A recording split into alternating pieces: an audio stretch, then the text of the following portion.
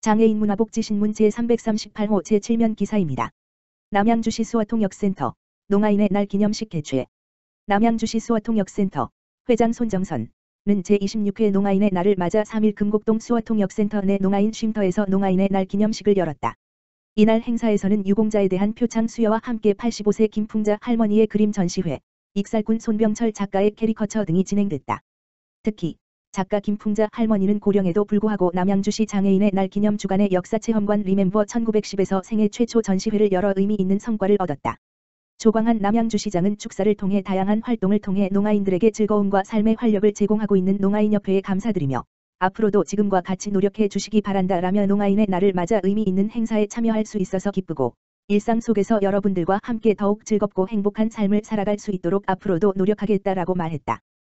또한 남양주시 수어통역센터는 5월 13일부터 7월까지를 농아인의 날 기념 주간으로 정하고 지난 2일 농인 인식 개선을 위한 캠페인 활동을 펼쳤으며 남양주시 자원봉사센터, 남양주시 복지재단, 다산초등학교, 토평중학교를 대상으로 찾아가는 수어 교육 및 인식 개선 교육을 실시했다.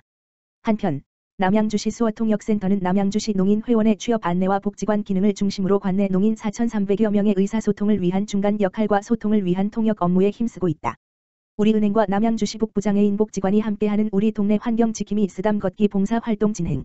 우리은행 진접금융센터 임직원 자원봉사단은 지난 25일 남양주시 북부장애인 복지관과 함께 복지관에서부터 인근 신창비바 패밀리 아파트까지 쓰담 걷기, 플로깅, 봉사 활동을 진행했다.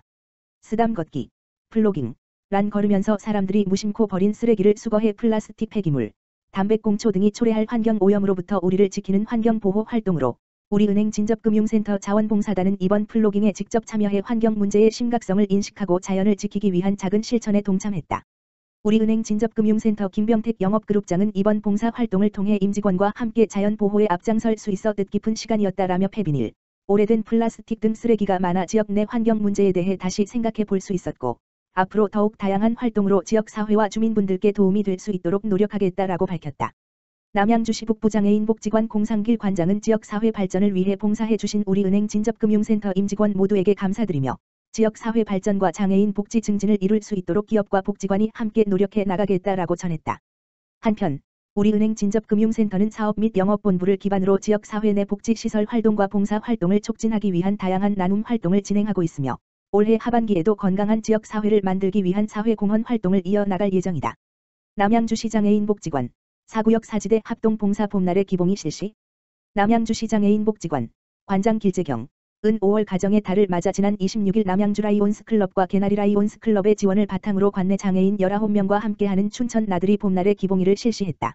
이번 봄날의 기봉이는 코로나19 이후 이용인의 외부 활동에 대한 욕구를 반영해 봄의 끝자락에서 자연을 만끽할 수 있는 강촌 레일바이크, 춘천 명물 닭갈비 식사, 남이섬 투어를 통해 이용인에게 행복한 하루를 선사하고자 계획됐다.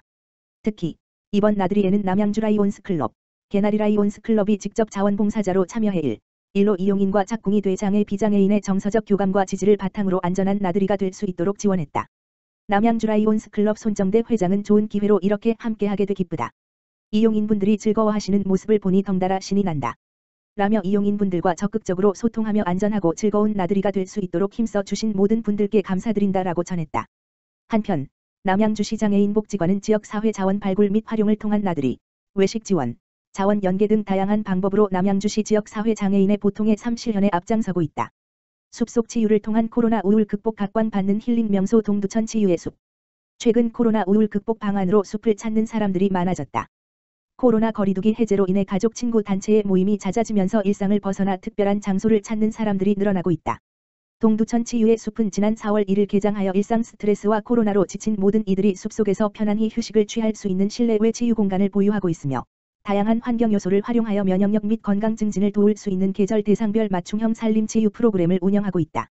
동두천 치유의 숲은 인생의 봄날, 노인, 슬기로운 가족 생활, 가족, 내 마음의 산책, 성인 등 연령 및 대상별 맞춤형 프로그램이 구성되어 산림치유지도사의 지도에 따라 치유센터와 치유숲길에서 약 2시간 정도 조교, 온열치료, 티테라피, 맨발 걷기, 해먼 명상 등 면역력 증진과 일상회복을 위한 다양한 프로그램을 즐길 수 있다. 관계자에 따르면 지난 2개월 동안 1,100명이 동두천 치유의 숲 프로그램을 참가했으며 프로그램에 대한 만족도 및 재방문 의사가 90%에 달했다. 이처럼 치유의 숲이 새로운 힐링 명소로 각광받는 것은 숲 치유를 통한 맞춤형 프로그램이 스트레스 해소와 심신 회복에 효과적이기 때문으로 분석된다. 치유의 숲 프로그램은 매주 화요일부터 일요일까지 오전 오후 각 1회씩 2회차로 운영되며 예약은 숲나들이 사이트 http://forestttrip.co.kr을 통해 가능하다. 매주 화요일 오전 9시에 6주 뒤 한 주일간의 프로그램 문이 오픈되고 프로그램 참가료는 5,000원으로 입장 주차료, 동두천 시민 면제는 별도이다. 동두천 치유의 숲은 프로그램 참가자 및 방문객이 증가함에 따라 안전시설에 대한 확충 필요성을 느껴 안전시설의 보완을 계획하고 있다. 치유숲길 중 경사가 높은 코스 및 위험도가 있는 곳에 로프 펜스 야자 매트 등을 설치하여 안전성을 높일 계획이다.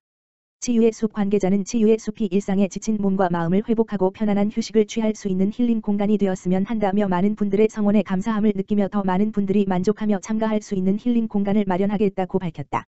동두천시 보산동 이하동 행복지원사업 대상 가정 방문 실시. 동두천시 보산동 행정복지센터는 지난 5월 30일 2022년 2차 이하동 행복지원사업 대상 가정을 방문했다고 밝혔다. 이하동 행복지원사업은 2018년부터 보건복지부 주관으로 각종 사회보장 빅데이터를 활용하여 위기 가정을 방문해 양육 환경을 조사하여 필요한 복지 서비스를 연계하고 아동학대 의심 정황이 있는 경우 학대 신고 조치하는 사업이다. 이번 점검은 총 8가구 10명을 대상으로 코로나19 방역 수칙을 철저히 준수하며 가정 방문을 진행했다. 담당자는 아동의 건강과 발육 상태를 세심하게 살피고 부모들과 양육 관련 면담을 진행하여 복지사항을 확인하였다.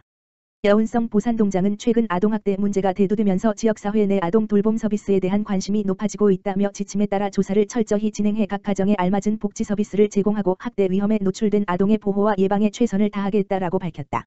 최소 600만원 물결표 사인 최대 1,000만원까지 소상공인 손실보전금 지급 개시. 중소벤처기업부는 지난 5월 30일부터 코로나19 방역 조치로 누적된 소상공인의 피해를 보상하기 위한 소상공인 손실보전금을 지원한다. 지원 대상은 21-12-15. 이전 개업 및 21-12-30일. 기준 영업 중이면서 매출액이 감소한 소상공인 소기업 또는 연매출 10억원 초과 50억원 이하 중기업으로 매출 감소 여부는 19년 대비 21년 또는 20년 대비 21년의 연간 또는 반기별 부가세 신고 매출액을 기준으로 판단한다. 즉 1, 2차 방역지원금을 받았더라도 매출 감소 기준을 충족하지 않으면 지원 대상에서 제외되지만 방역지원금 기수급자 중 28-16. 이후 방역조치를 이행한 사업체는 방역조치에 따른 피해를 인정하여 기본금액인 600만원을 지급한다. 지원금액은 매출액 규모 4억원 이상, 이 물결표 사인 4억원, 2억원 미만, 및 매출 감소율 60% 이상, 40% 이상 물결표 사인 60% 미만, 40% 미만에 따라 9개 구간으로 구분, 최소 600만원에서 최대 800만원을 지급한다.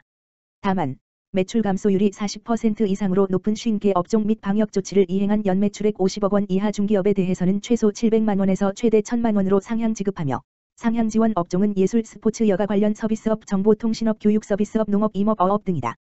중소벤처기업부는 지난 재난지원금 데이터베이스를 활용하여 지원 기준을 충족하는 사업체를 신속지급 대상으로 선별하여 안내 문자를 발송했으며 신속지급 대상자는 손실보전금 누리집, 소상공인 손실보전금 KR에서 온라인으로 신청할 수 있다.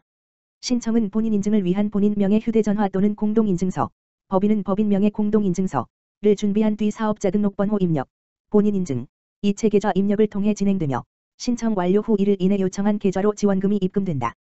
공동대표 및 연매출 50억원 이하 중기업 등 별도 증빙서류가 필요한 확인 지급 대상은 6월 13일 이후 신청 지급을 시작하며 손실보전금 신청 접수는 7월 29일 마감한다.